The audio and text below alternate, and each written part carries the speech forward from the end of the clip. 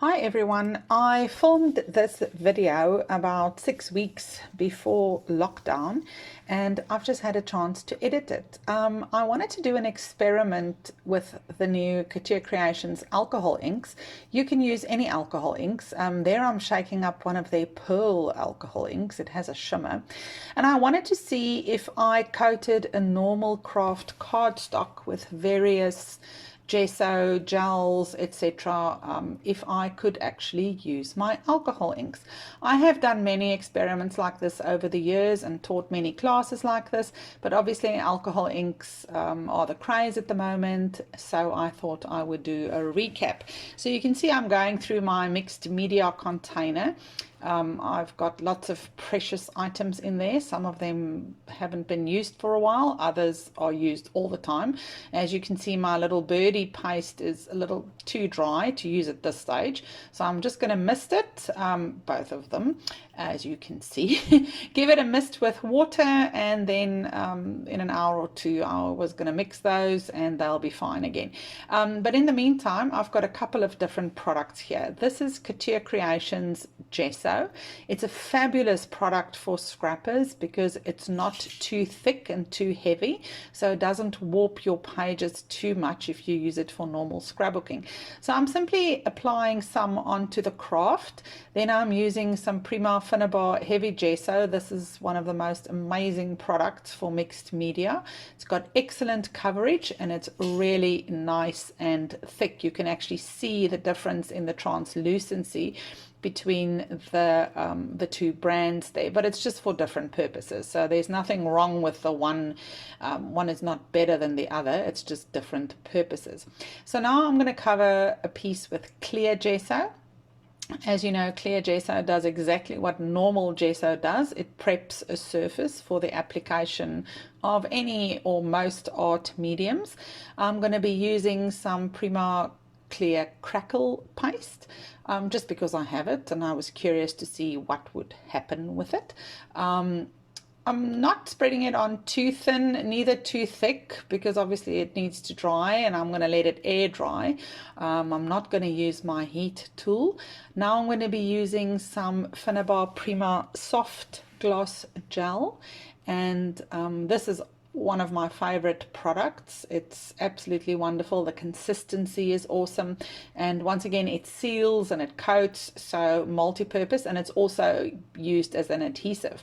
The next one up is some clear texture paste. I was very curious to see if this would be absorbent or if it would be non-absorbent when it was dry. And then of course the South African favorite at the moment, the little birdie gloss gel. It's a really affordable product and in a similar range as most gel mediums, just a lot cheaper. It does have a bit of a smell, but it's a great product, so it's definitely a must-have for those random products you want to do.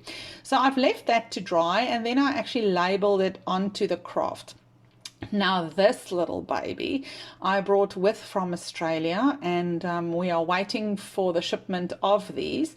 It's the beautiful heart-shaped felt applicator tool.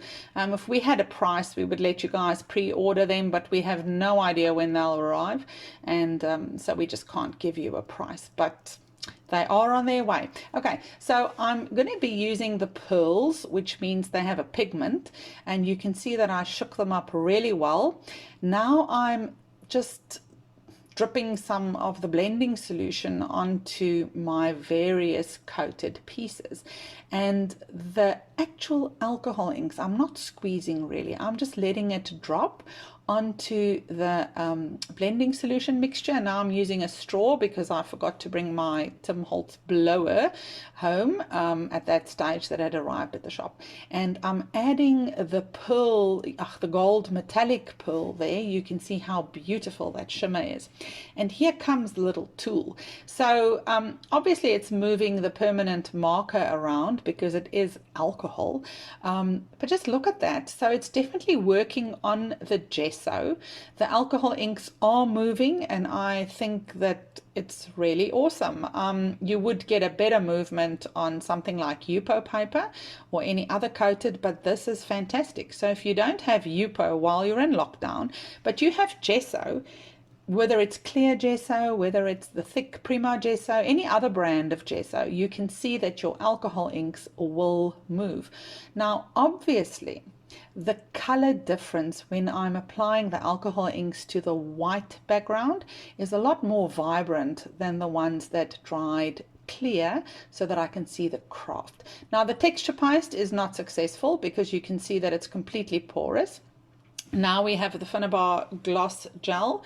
The soft gloss gel. You can see that that works perfectly. If that had a white undercoat, that would actually look really, really nice. We're going to go on to the clear gloss texture paste. Let's see what happens there. I have to apply a little bit of the gold.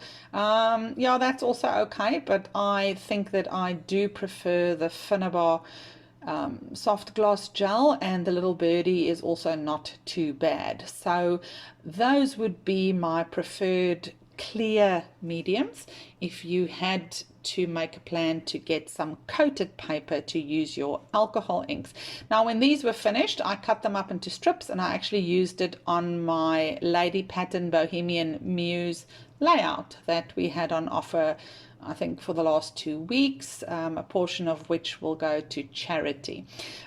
Next up, I'm just going to show you guys how I made a quick background actually using Yupo. Same process. I am sprinkling or dripping some of the blending solution and randomly adding these 3 colors of the alcohol ink, some more blending solution. There comes the 3rd color, and now I'm actually going to be adding the pearl, the gold. This gold is really fantastic, and a quick blow with the straw and it creates an awesome background. You can cut this into strips, you can die cut it, you can use it as is on a layout as a piece of patterned paper, you can punch things from it, the possibilities are endless. Just look at that. Absolutely fabulous. If you haven't played with alcohol inks yet, go for it.